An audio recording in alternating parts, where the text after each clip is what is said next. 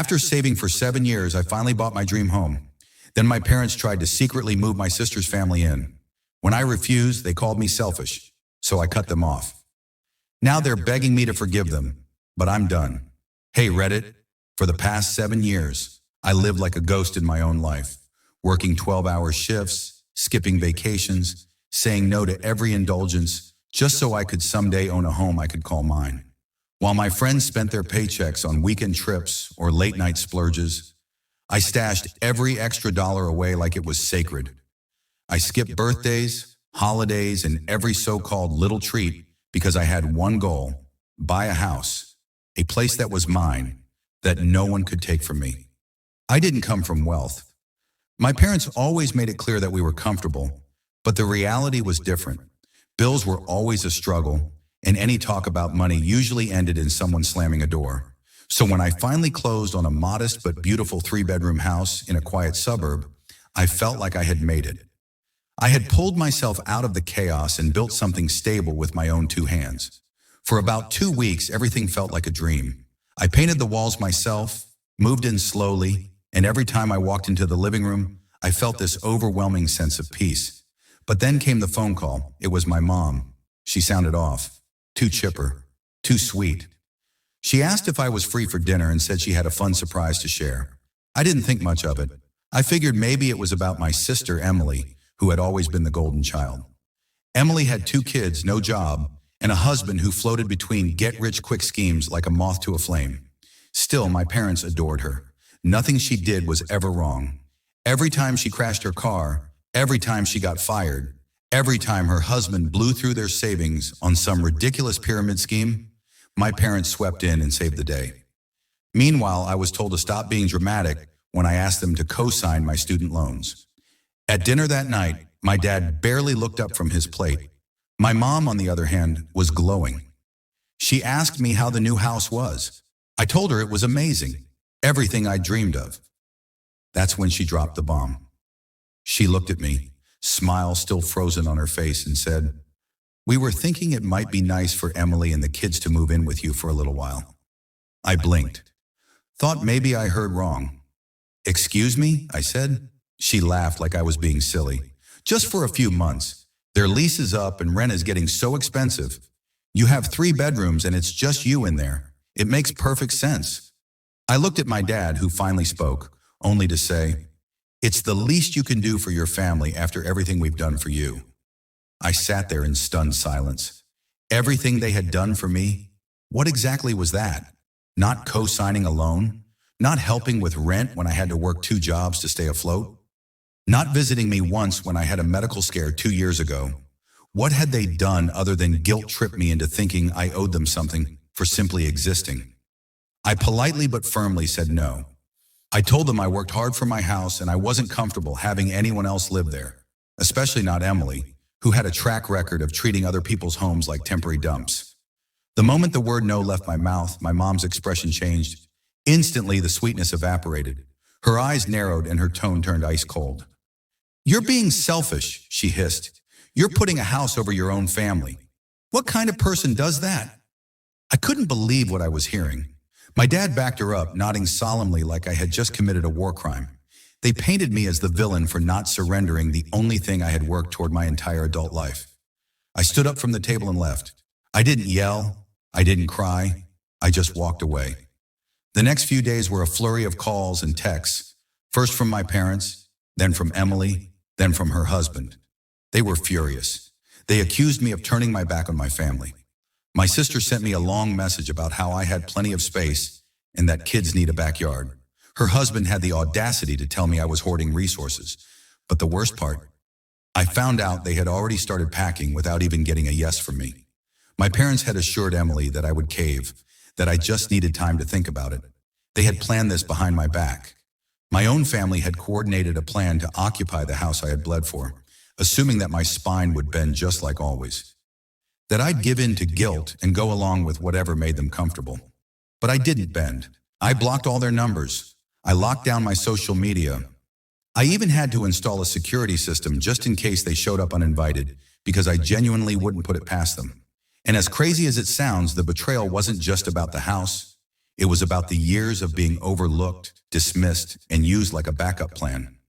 I was never the favorite, never the one who got praised or supported, just the reliable one, the one who never caused trouble, the one they thought would roll over when pushed. And they had been pushing my whole life. This was just the first time I pushed back. And now that I was finally standing my ground, they didn't know how to handle it. Instead of respecting my decision, they tried to weaponize guilt and rewrite the narrative like I was some cruel villain, abandoning a struggling mother and two innocent children. After the dust settled, I started getting messages from extended family, aunts, cousins, people I hadn't spoken to in years.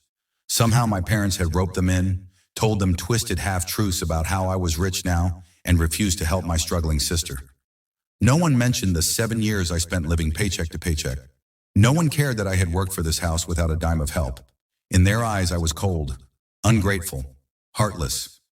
My favorite cousin even messaged me saying, "You're better than this." But am I? Or have I just finally learned to stop letting myself be a doormat? It's been a few weeks since then. I've heard through mutual friends and extended family that my parents are playing the victims, telling anyone who will listen that I've cut them off for no reason, that I'm cold, that I've changed. Emily apparently had to move into a cramped apartment and is telling everyone that her kids are traumatized. It's exhausting. I should feel guilty, right? That's what they're counting on. But I don't. For the first time in my life, I feel free. I wake up every day in a home that is finally mine, with silence and space and peace.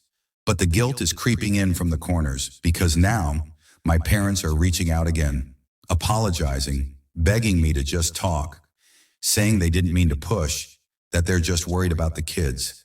And yet, I don't know if I should listen. I don't know if I even can, because what they did felt like betrayal, and the wound is still fresh. But maybe, just maybe, they're not done yet. For a while, I managed to live in peace. It was strange at first. Peace felt like silence, like empty rooms and uninterrupted evenings. There were no guilt-tripping phone calls, no chaotic text threads from my sister's husband about their latest financial disaster, no passive-aggressive messages from my mom about how lonely she was. Just me, my home, and the stillness I had earned. And yet, even in that silence, their voices were still there, echoing in the back of my mind, calling me selfish, heartless, cold. It's hard to undo a lifetime of conditioning, of being told that saying no made you the bad guy. I was doing well for a few weeks, truly, until the letters started coming. I had blocked them digitally, but I forgot that my parents were old school. Handwritten notes in familiar handwriting began arriving in my mailbox. The first one was from my mom. She said she missed me. She said she regretted how she handled things and just wanted to talk. The second letter was longer, more manipulative. She talked about how Emily was suffering, how the kids didn't understand why they couldn't see their uncle anymore. She said my dad was losing sleep over how far we had all drifted. She included a picture Emily's youngest had drawn, me, her, and the house, with a sad face scrawled in the corner and a message that said, "I miss you." I almost crumbled when I saw that drawing. I stood there in the middle of my living room, the one I had painted with my own two hands, holding a crayon picture that was clearly meant to break me. And for a second I wondered, am I wrong? Did I go too far? But then I remembered the phone call I got from my neighbor just days after I moved in. She had told me someone had been snooping around my property while I was at work.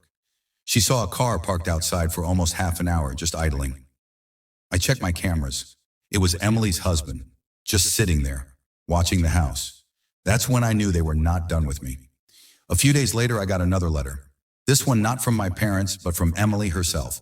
It was 6 pages long, 6 pages of emotional manipulation, thinly veiled threats, and backhanded apologies. She said things like we're family, and family doesn't turn its back on each other.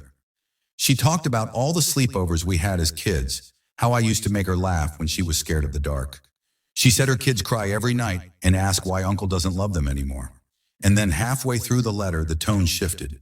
She said if I had just been less selfish, none of this would have happened. That I owed her this after all the years she protected me from bullies at school. That I should be ashamed of myself for letting her children suffer in a shoebox apartment while I lounge in a 3-bedroom home by myself. The final paragraph made my blood run cold. She said she was considering talking to a lawyer to find out if my parents had any legal standing on the property since they had helped raise me and she had spent years living with them while I was away. I don't know what fantasy world she was living in, but that letter crossed a line. I called a lawyer the next day. I wanted to make sure everything was locked down tight.